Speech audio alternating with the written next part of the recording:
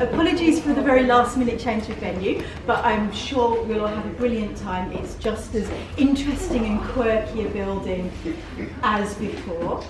For those that don't know, I'm Jema Hewitt. I'm the editor of Foundations Revealed, who are the organisers and hosts of today. I've got a couple of people to introduce you to. Kathy Hay, who is the CEO and founder of Foundations Revealed. We have Alison and Sarah, who are the curators of the Symington collection, and they have wonderfully brought all the goodies for us to see today. We've just got a couple of little housekeeping things before I hand over to Sarah. So the buffet dinner is going to be upstairs. Please, no drinks or food in this room with the corsets, obviously. Sarah's going to explain what we can do, what we can touch, what we can't touch. If you're in any doubt at all, just make sure you check before you do anything. Obviously, no trying on. But if anyone has any problems during the day, please just come and talk to either me or Kathy, and we'll try and sort things out for you. The toilets, if you haven't seen them, are just on the left as you were coming up past them, through the passageway into this room. We can buy tea, coffee, cake at the bar, which you can also eat out there if you get peckish mid-morning. I know we all love our cake and tea as well. And last things, fire alarms. If one goes off, our meeting point is to go out the front and meet by the canal. So just so that you know.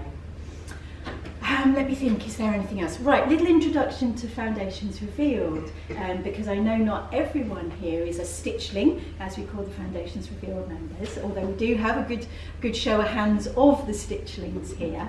Foundations Revealed is an online corsetry and couture learning facility where people can come as part of a membership, read articles and basically really up their game in the sewing stakes. And we have a lovely community with fabulous mentors across the world. So if you're interested in having a little bit more of a look at that, again, do chat to Kathy or me through the day. And over to Sarah to talk to us about the legendary Symington collection. Symington started in around 1830 with James and Sarah Symington, who arrived in Market Harbour. Well, James arrived first and then Sarah apparently arrived with her mother and had the shop next door. It's supposed to be this big love story, and they fell in love, and James was a haberdasher and a hatter. Sarah made corsets with her mother, and the two met and they combined the business. I think that is a little bit of a fairy tale because I don't think it quite happened like that, but that's what Symingtons used to tell everybody, and it's quite a nice story, so we'll stick with that one. They settled in Market Harbour because Market Harbour was a wealthy clientele. It was on the main road from Leicester to London. It was, they had wealthy farmers, and it was a big hunting community, so obviously in the hunting season you've got a lot of wealthy people coming from London and staying. So Sarah used to make made to measure, and then she had 10 children. 10 children, and the first son was called Robert, and when he was 18, in around 1855, he went off to America to look for business opportunities. Went to make his fortune. Didn't quite work out like that. Didn't have a very good time. But whilst he was there, he met a gentleman called Isaac Singer. And Isaac showed him this wonderful new lock-stitch sewing machine that he patented or not. Invented or not. Yeah. So Robert bought 2 of them, sent them home to his mum to help with the long stitching, so the long seams, not sort of the finishing. There was still a lot of hand sewing. So the 3 ladies that worked for Sarah were not happy about this. Obviously you could see their livelihoods that might end up on the line, so they weren't happy. They were persuaded to come round, and they started to use these lock stitch machines. So as time went on, Sarah's eyesight began to fail, and she handed the company over to her 2 sons, so Robert, and the next in line, who was William Henry, which is where the RWH come from in RWH Symington and COVID limited. So Robert and William Henry didn't make corsets, they didn't sew, but what they were very good businessmen. So it was at this point, around 1860, that they started to mass manufacture. And I think this is the Symingtons that we know about. And this is the Symingtons that sort of these corsets have come from. They started to mass manufacture. They did say that they were the first ones to use the lock stitch sewing machine in mass manufacturing. I don't know whether they were or not, but they were definitely one of the first. Yeah. So I think they can sort of, we'll let them have. They were on the crest of the wave. They were. They were. And what they did was they kept everything in-house. So really from the design, through the production, through to the sales, everything was kept in-house. And there were only wholesalers, so they sold to shops, businesses, and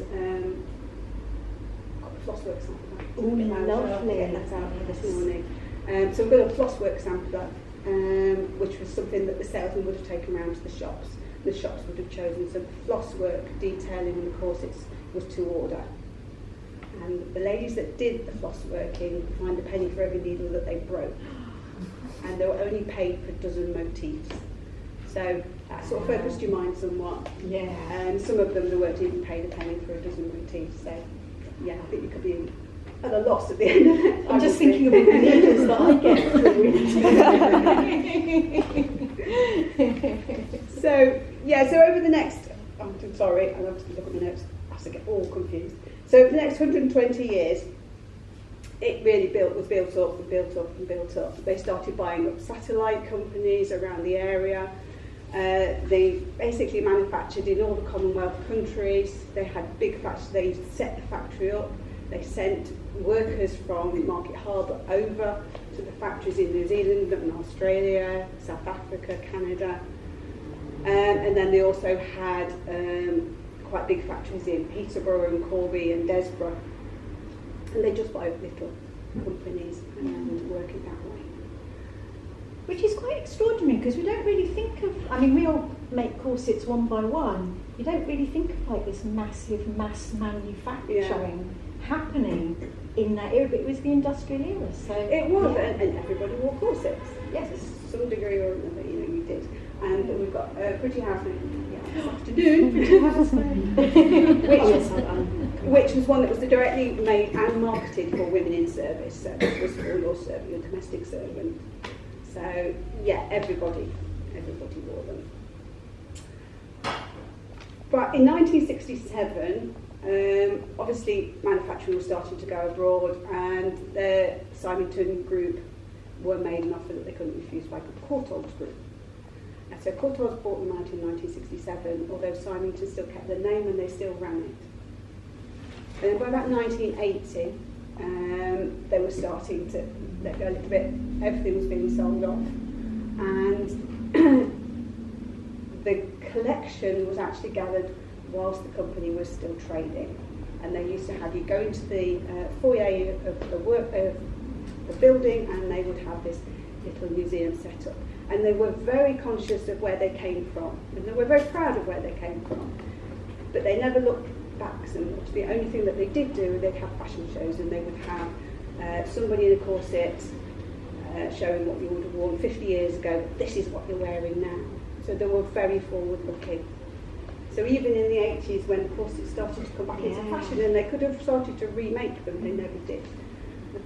Which is really interesting because we had like Axfords and a couple of other kind of companies. Yeah, there's Oliver and Swallows. Yeah. No, they never did.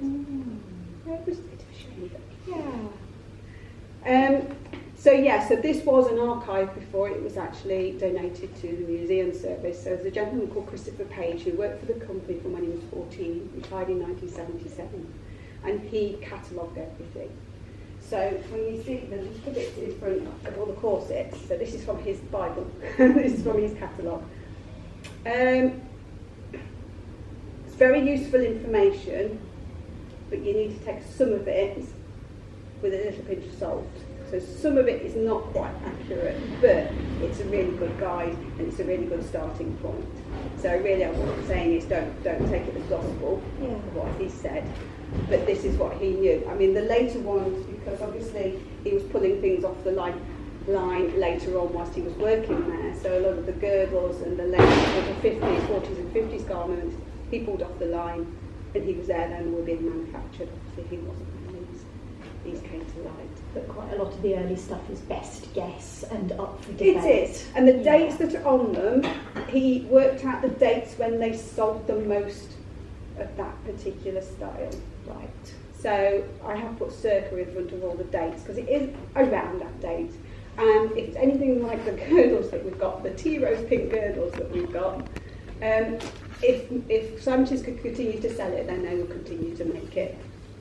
And as you get older, you tend to wear things that are comfortable, and you tend to wear things that not necessarily fashionable, but you're comfortable in, and you stick with that. And I don't think it's any different then. My grandma had a tea rose pink girdle from Symington's, which she wore till the day she died.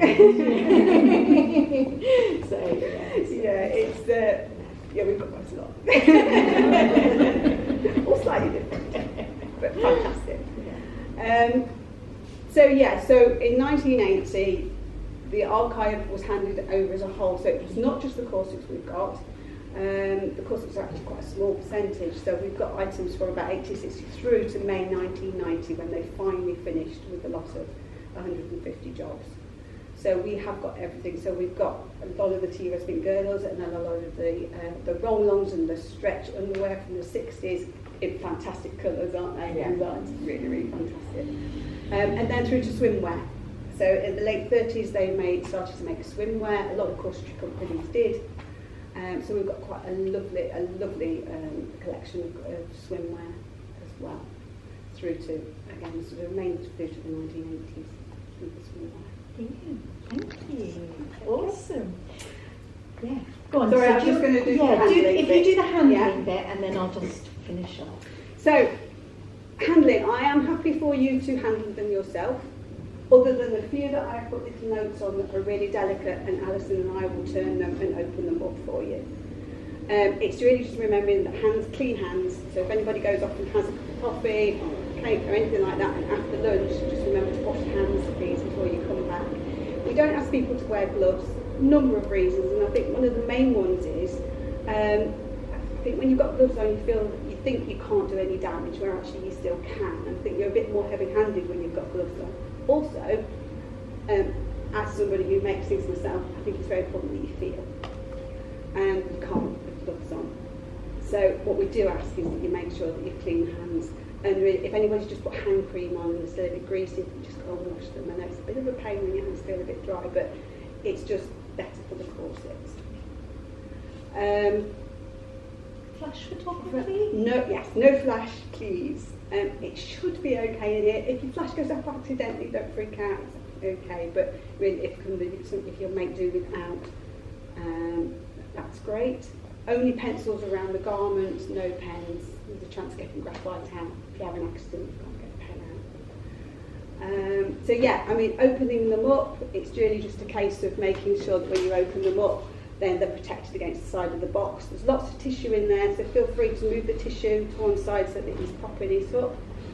And then turning them over, it's just supporting them as you turn them over. And as Gemma said, anybody worried about anything, then please just shout Alison or I, and we will do it for you. It's not a problem, that's why we're here. I think it's a woman's fucking more worried. Yes. Yes. You want to look at all the little fingers and all the little toes, but you don't want to drop it. So I think that's it. Lovely. Well, about how we can use Yes, you can. Yeah, they basically are your images. What we do ask is if you could just put that they're from Leicestershire Museum Collections, Symington Collection, or any of those phrases would be fantastic. And it just helps us to know where things are going and how they're being used. So yes. Following on from that, there are going to be a couple of people doing blogging and social media things throughout the day. If for any reason you aren't happy with your image or being in things, please just come have a quiet word with me or Kathy, and we'll make sure that you don't end up, as an internet superstar. Variety, and then you get something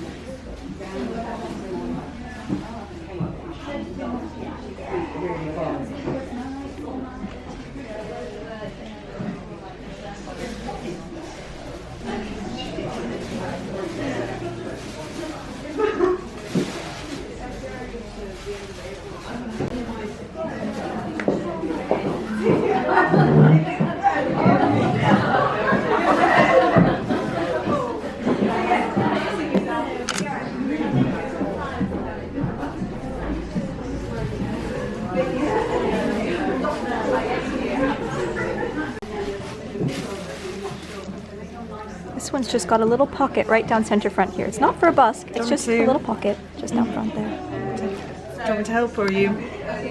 I'm talking to the camera. Oh, sorry. Coil. Suede or something on the bottom there. Is that leather or suede? I'm not sure actually. Sarah, it does feel like that.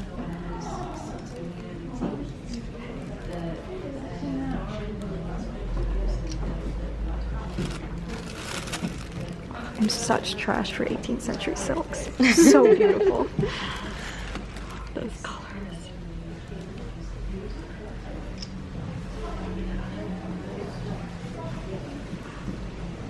Did this belong with this one? No, it didn't belong with that one. This is just, we just thought that was a nice example. And it's got a poem on it. The inscription's there, which basically says, if I give you this, you'll have to, you know, do me a favour in return. Can you imagine that done? Oh, yes. Really uncomfortable. Yeah, so this one's from 1783. Yeah, it's beautiful.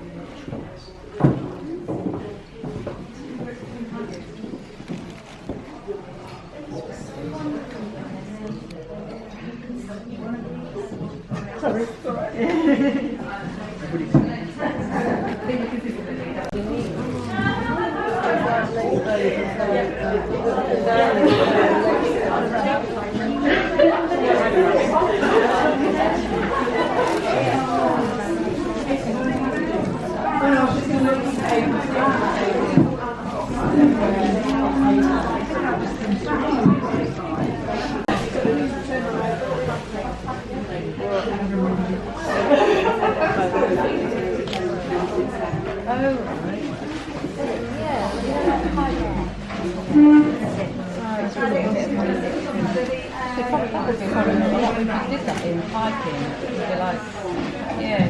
Make it rigid, isn't it? But not uncomfortable. The bone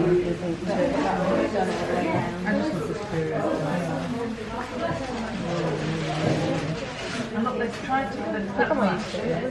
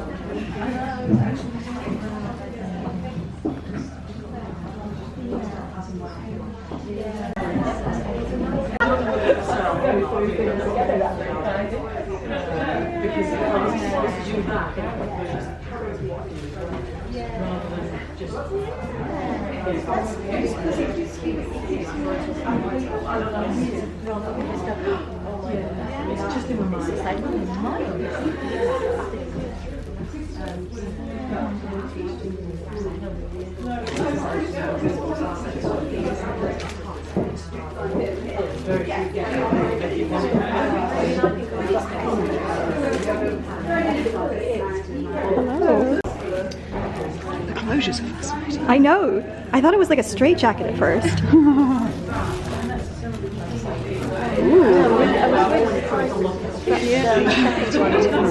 Oh, expect like buttonhole lacing of back and It has got a busk. This feels like a busk. I don't know whether it's steel. There's something very rigid going on there, like a busk.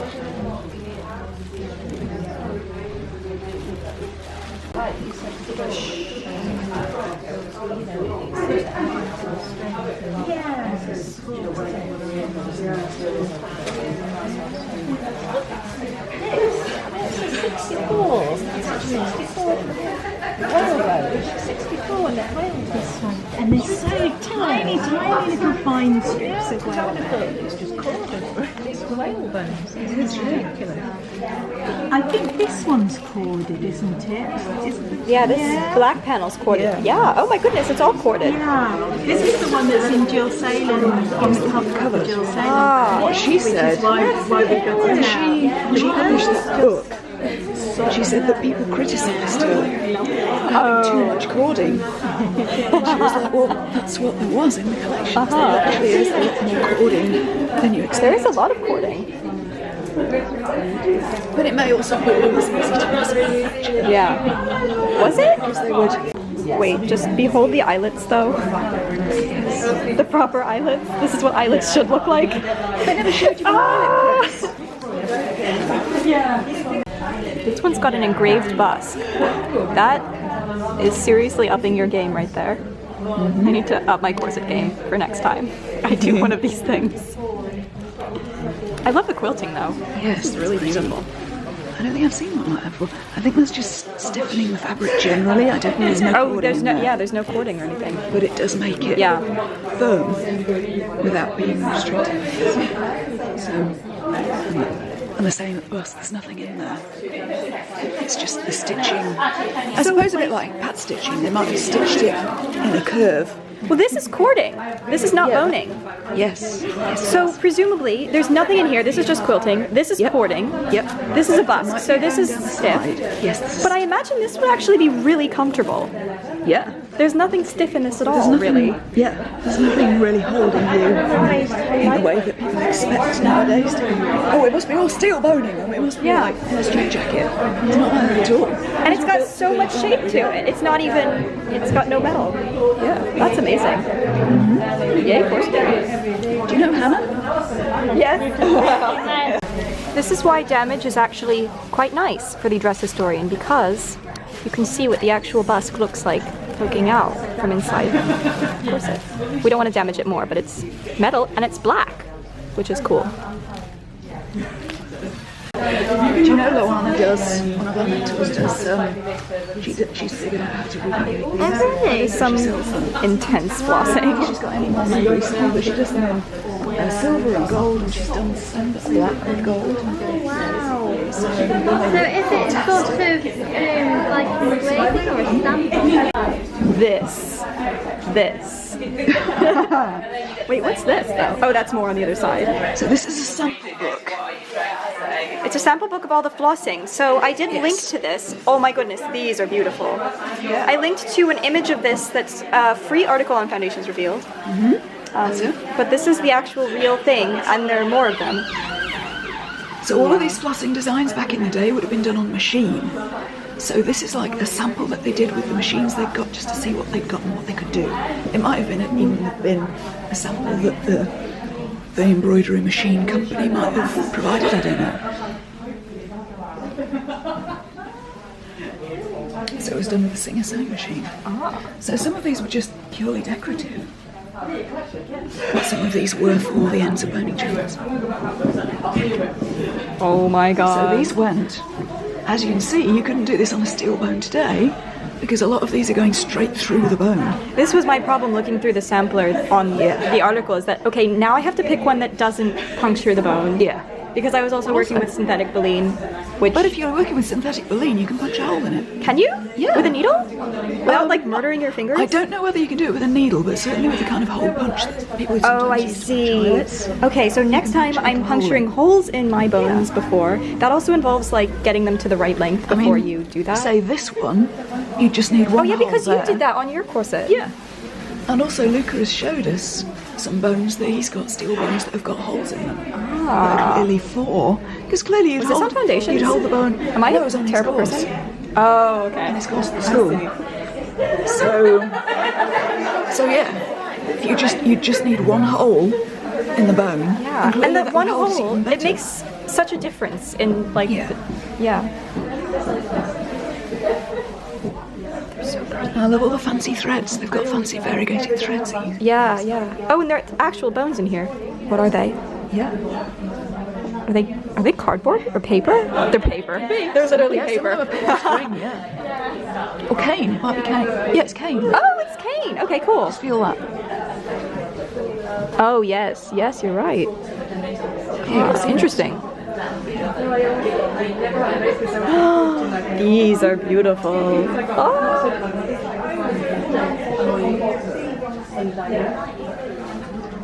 That's just for my own reference. I can narrate that.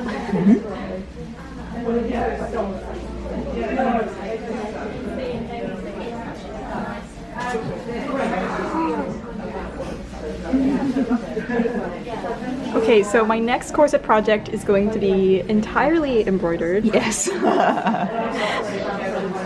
Oh my god.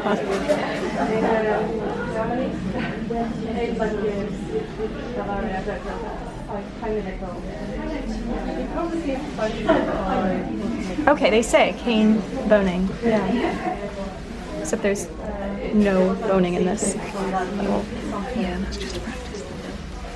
This is amazing. This is amazing. I love that they bound it with eyelet holes. Yeah. And lacing. Oh, that's perfect. You can see here this was a company who were aware of their heritage.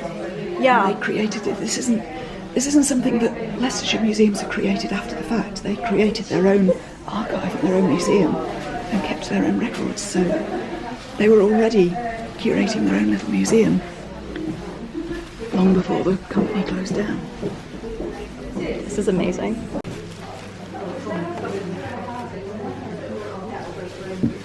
I don't know why somehow I love the grey ones. There's another one further left. They almost look like denim. I was about to say, this one particularly looks like denim, doesn't it? Yeah, that one a lot more than the other. I mean, that is like a pair of jeans that are just waiting to be upcycled. Yeah. Lined with something very solid. I mean, is it a cotton canvas? Like, is that? I guess no, it it looks is. like something strange. Look at the label. Oh yes, that. There's no seams there. It's Oh, it's a woven one. Oh, one of those magical ones.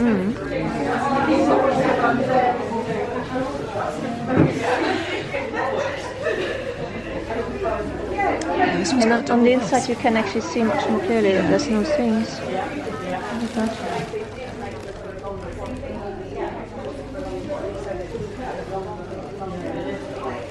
Yeah, Sparkle Wren used to do this with the two busks. It's got a very wide steel behind there, as well as the busk.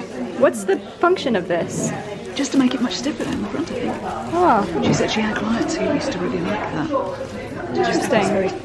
The eyelet puts that inside out, which is great. The eyelet puts that inside out, which is really strange. Oh, interesting. And also Do you just do this, Ingrid? Do you do the double busk thing?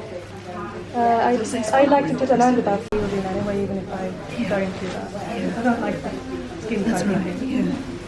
Yeah, a lot of people do this nowadays because they're not wearing a chemise underneath it and they want it for outerwear. I so this, see, yes. having the little modesty panel there has become a thing. And often they'll put that.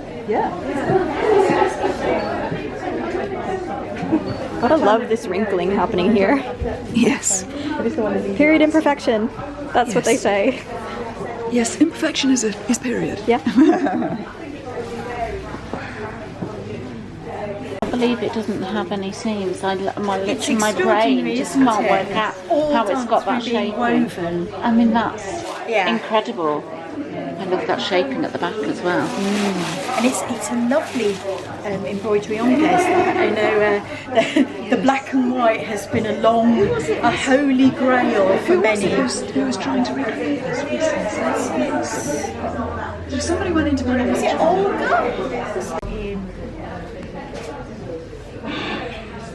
But yeah, it's just bizarre.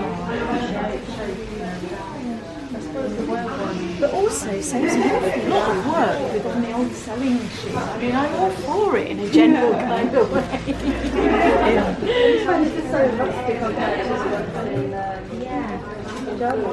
Is there just an extra half of a corset here? Is this their sample half?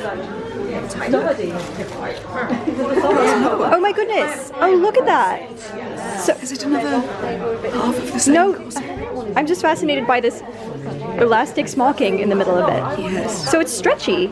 Yeah. So to everyone, is it like little springs? I think it probably said. So to everyone who thinks corsets are instruments of torture and are horribly uncomfortable, notice the smocking, notice the stretch, notice the no boning, the quilting, the cording, the softness. Yep, the wearableness. Things are magical. I've got that upside down. Yeah. Oh, here you go. You can see the. Oh my goodness. Okay, so there's springs. This is pre-elastic. Wow. This is sort of proto-elastic. It's the strangest thing. I thought it was like shirring elastic the first time I saw it. But it is actually a metal spring. Yes, so interesting. And is it? I don't know. Is it because elastic wasn't? I think so. What date is it? It's got a patent number on the top, hasn't it? Sorry. Springs would be more long lasting. 18. I don't know. I mean, I'm just imagining someone seeing this swear that. Wait, I want to try this now. For the flossing. Yes. Little gap. Yes. I did try and put my boning away at the end, and it's difficult because it's hard to get it to match up perfectly just here, every single bone, and it ends up just looking a bit sloppy. Yes. But it also means that it's not rubbing against the ends of the binding. Ah, yes. But when you're flossing, you put some tension on it there as well, so you will end up with a bit of a space. But it does mean that the edge is not fighting with the boning. And this machine binding, look, it's machine stitched on both sides. Yep. Well, again, this is machine made, mass produced. You know, Luca's got some handmade corsets that I think are more, there's more handwork in them, whereas these were being churned out. Yeah. That's an important difference to note. Yes. On the Symington corsets, is that they're manufactured. Sample to show that these two were silk and the side ones were leather, which is really interesting. I find that difficult. You can see all those pictures there. That's tie, and then that's wider.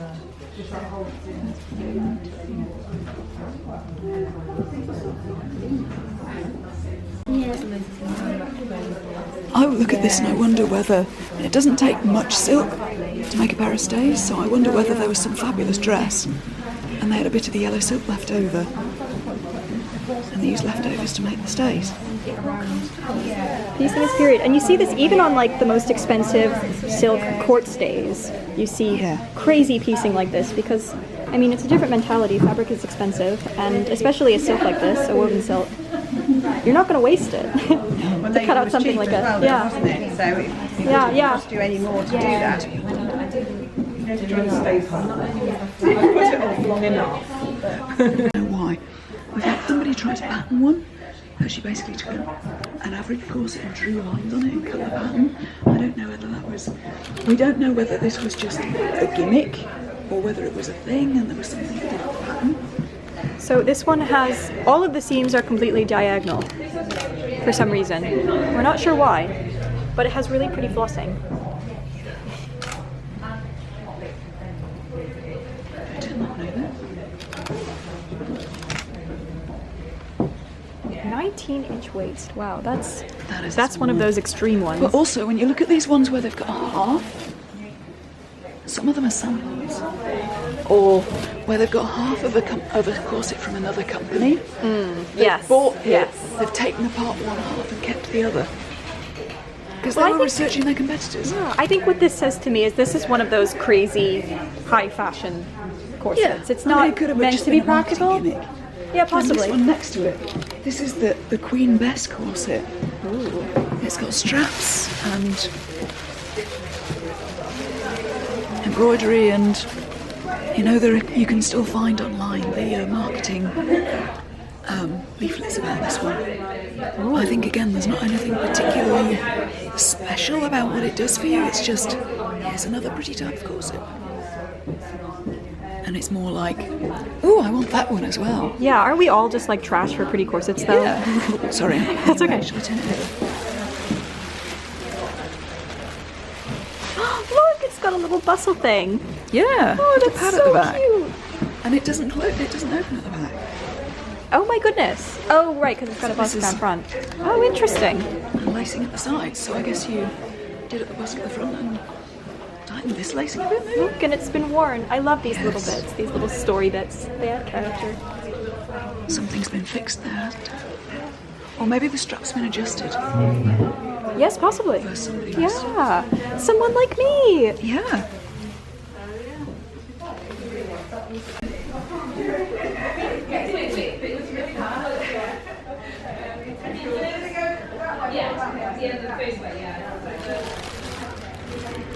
This looks like whalebone, yeah, baleen. Oh, it's so slim.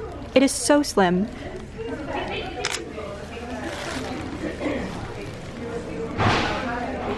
The strips of baleen that I've seen in 18th century stays, I don't think I'm like mansplaining to you, I'm talking to the camera mostly. Yeah. It's fine. They're thick, they're like, I don't know, like a 1/4 inch, an 1/8 inch thick. This is so slim and so flexible. Honestly, this whole myth about Victorian corsets being, like, again, instruments of torture is so false because they're just so light and so flexible.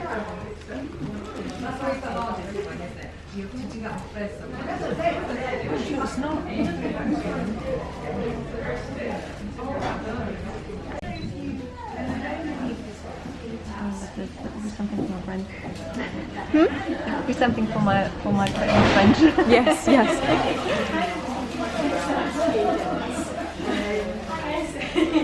Yes, I like this idea of buckles. Yeah, it's nice to work. So would you want that?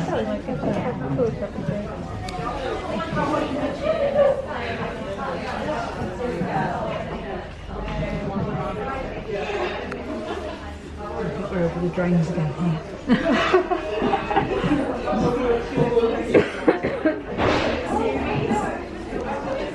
Just a little. Oh my goodness. Wow. Look at that. It's Leicestershire Museum Service. Leicester has a museum service as well. So it goes in the service beneath, so it's like it's just flat. Yeah, okay. Wow. So this is a smooth busk. I've never seen one before, so I think it's not. If you've been searching for Well, it's interesting because I feel like every corset that you look at, there are hundreds of thousands of them, but everyone has some sort of different interesting features. Like, you know, we've been wearing these for 100 years. Let's try new stuff. And But that's such a Victorian thing to do, though. Like, Yes, science, yeah, future, yeah. let's Well, invent you know, things. industry, the Industrial Revolution allows people to do this, which is cool. And it's got the library and the museum, so the library combined. So if ever down Yeah, I can see why not. You know, but little bits of information like that, when you start digging into things, suddenly you think, oh, I don't know. It's like, or should influence of design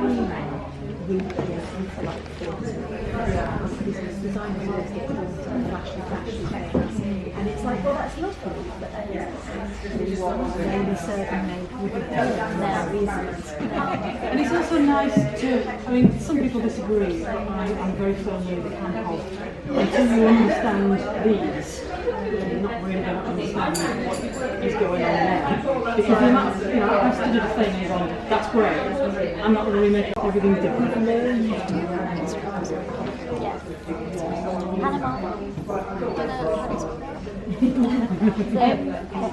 M-A-R-P-L-E-S. Like, yeah. I think as well, a lot of us realise Halloween is which is me to my Friday. Yeah. So much of that going on in the world. It's great, isn't it?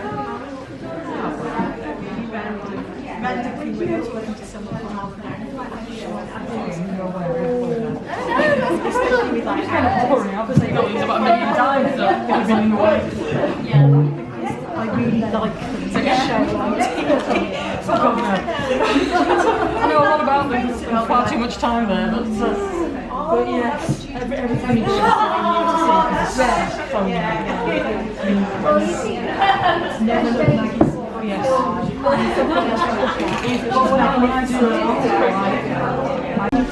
Given that I didn't have that direction, I feel like I've really found something. And it is just having that. So this corset has an example of that long, what's it, flossing stitching that we saw on the, I'm talking to the camera, I mean you can listen, but I just like don't want me to think you. So this stitching, we can actually see the bone coming out the bottom. It's done of cane, so it's like wood, kind of. But this would have been stitched directly through the bone, which is not something that's easy to do on a reconstruction, but it's something I am bound and determined to try and figure out maybe one day. So we shall see, because I love it. It looks really pretty. Random skills that suddenly become very, very useful. Yeah, we had 80 people get ready in 2 hours. So many graduates. And of course the boys come in as well, and they're all having a someone like I can tell them. It's not the graph. I used to have like history. Yeah, you get really fast and really good at it. Oh god, yeah. Like I haven't done it since secondary school. So I was like, oh no. It's fine, it's fine. And then you're like, don't undo it, just loosen it and take it off. Yeah, you can kind of see how red it was just in the crevices of the seams. Would have been bright, vibrant scarlet.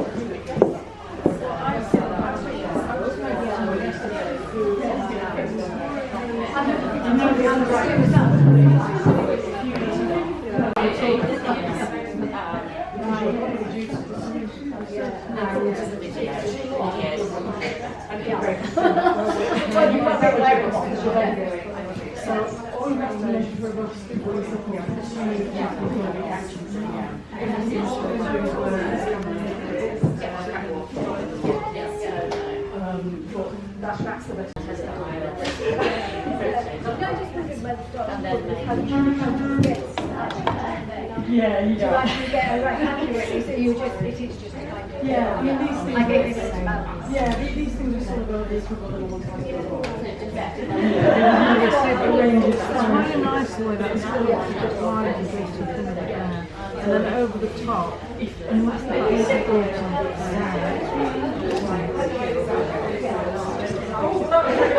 really, really pushed up.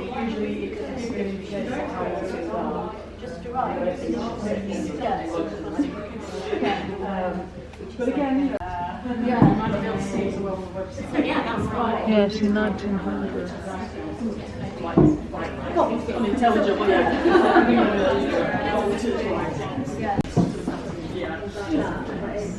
mean, again, if you can't find details on well, that's what I was thinking. Yeah, if you have examples. Yeah.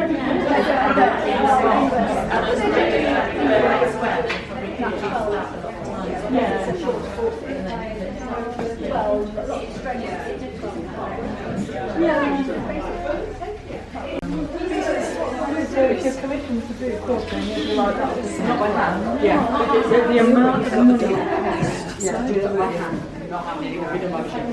No, so more people get more respect. Quilting get more respect. You basically I do like the natural light and the black corset though coming through this way. You know, it's like that. Took me a bit. I really appreciate it. You can blow that out in Photoshop. Can't blow that really. Yes. It's a shame though because there's so much about this actually on the inside. So they're a little bit quite different. But like for example, that is really structures to be.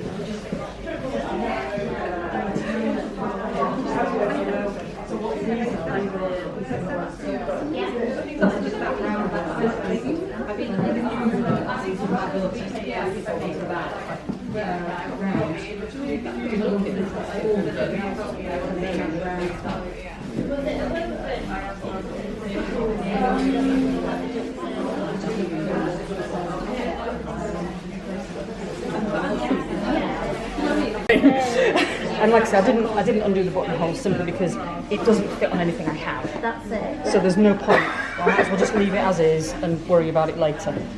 It does enough to illustrate the point. Yeah.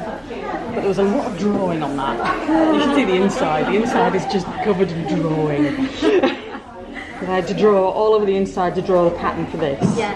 And then I had to draw up the inside for the pattern for this because, well, I drew this pattern on the inside, then stitched it with a yellow thread on the outside, and then hand stitched that over the top of it so I could see it. Because if you're anything like me, oh my god, it's off by a millimetre. Yeah, and you can so tell, and other people Yeah. are like, oh, Yeah, so I thought, no, that's the easiest way. I just had to stick with what I had. In a perfect world, you know, when I'm earning millions, I can afford to get things dyed up and made specifically. That's the dream. But unfortunately, right now, I was, like I say, it was a bit of a just do it, and I've done couching before, so I knew what I was doing with that at least. Yeah, and it was finished.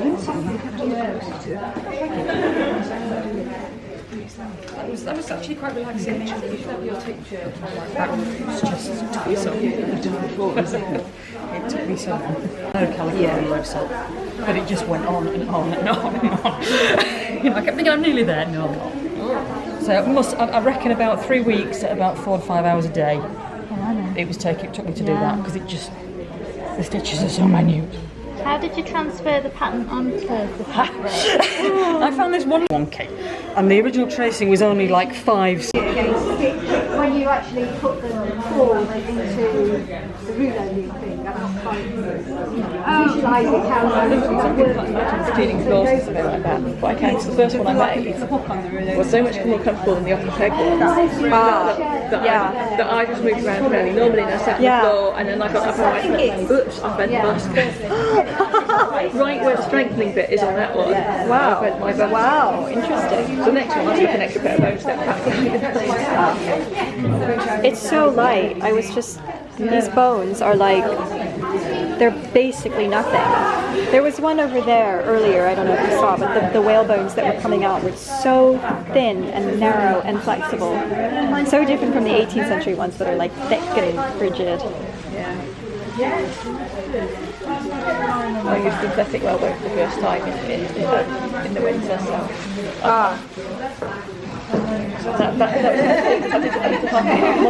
Did you? just put it back. That's an interesting experiment. On one side and stitch the spirals on the other side. I'm like, I'm a little bit afraid of steel, honestly. I've actually never worked with it, but it seems so like...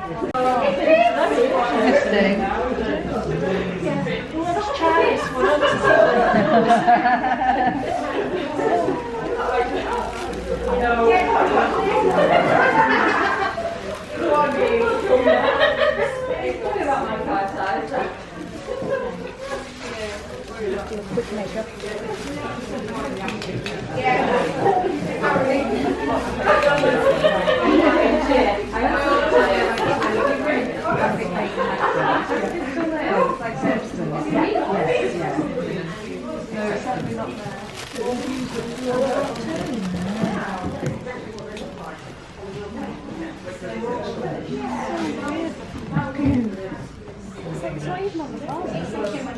Yeah.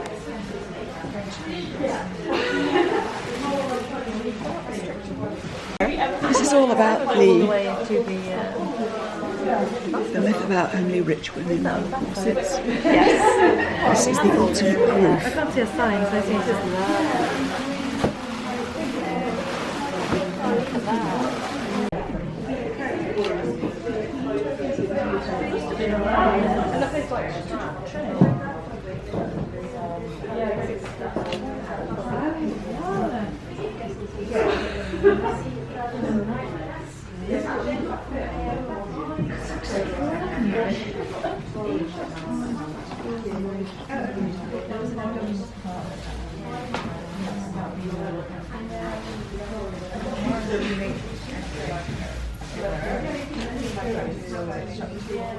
Just the shape of it. I can't get over why you don't want to make that shape. Sorry.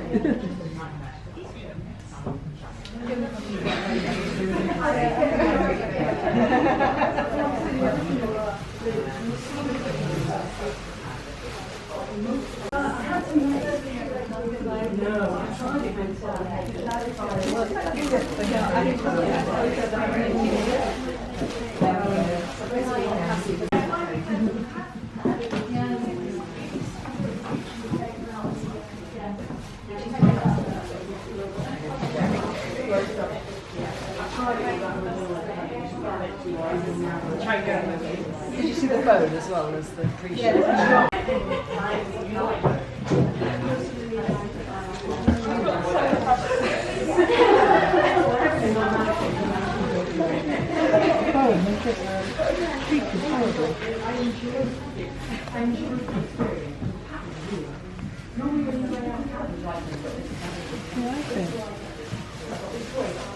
Stretchy, I guess. Yeah. It doesn't have the thing you meant. No, it hasn't, because it's woven, I guess, so it must be woven to show up. These ones are the gussets. Oh, it's rough.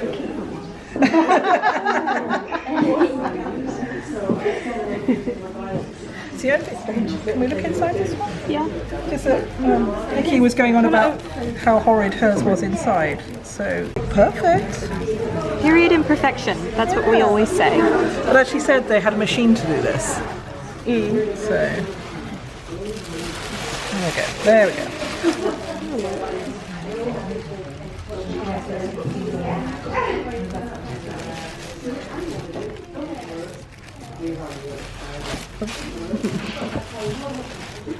What's this idea? This idea I like. I love the navy and the light blue. You're going the opposite way to everybody else? Yeah. Yes. Yeah, okay. Cool. No, I don't think there is a way. We're just all sort of... I've been at that end. This morning's organised lines have just deteriorated. Oh, that one. Well, everybody's moving at different paces. So which one is better? It's a good thing. That's the wrong way to do.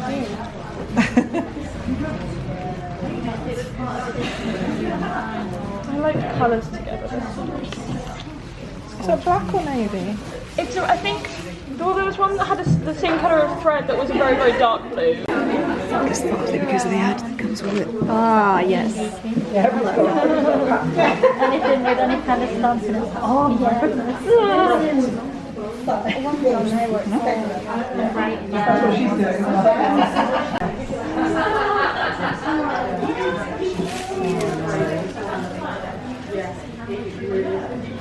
And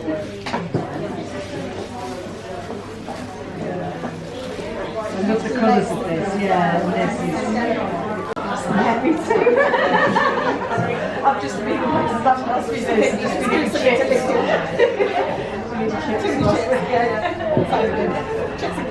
Bernie's did like, I always said like the statue. Yeah. Quick time. You burned it. Yeah. Too right. Still paying you.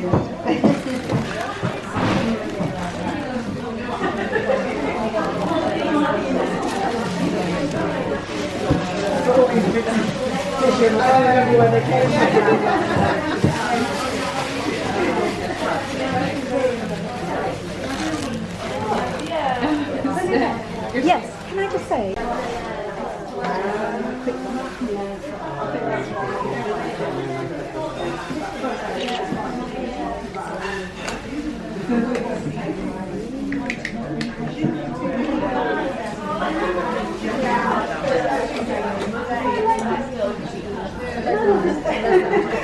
I would have thought that you put that as a thing through there.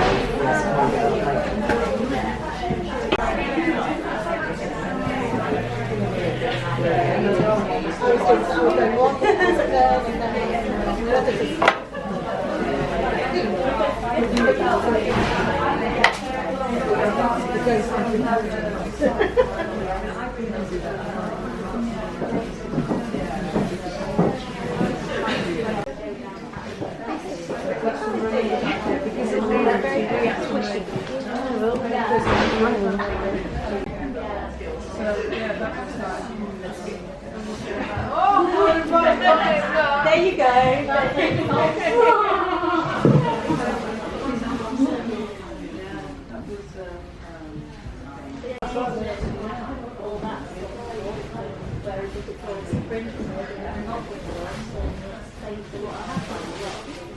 Oh yeah, yeah.